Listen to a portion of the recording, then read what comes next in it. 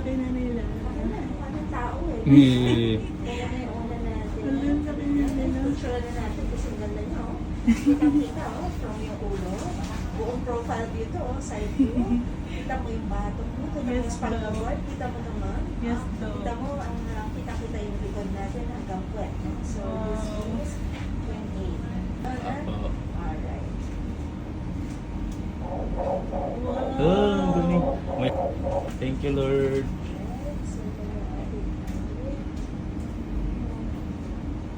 Galing. My heart. 2 weeks per minute. Wow, ang laki na nila.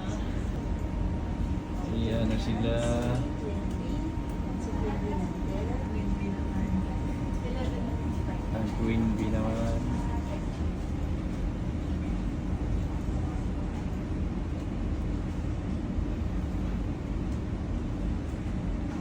Ito din, oh.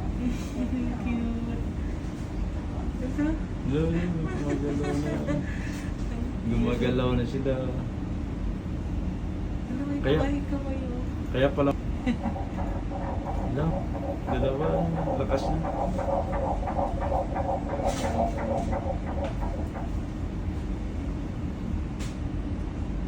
So far, okay naman yung mga alaga natin. Very active sila pareho. Lalo na TV natin. Tingnan mo. Naglalagay sa kanyang puso.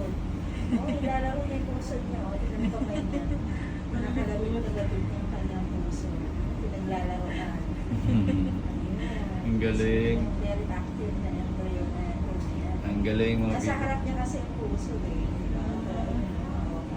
Ang galing. Yung isa naman, wala, natulog. O, bumaliktad siya ngayon. Kanina nakataob to eh. Ayan, no? Nakaharap siya sa baba. Sa kapatid niya kanina, ngayon tinaliguran na niya.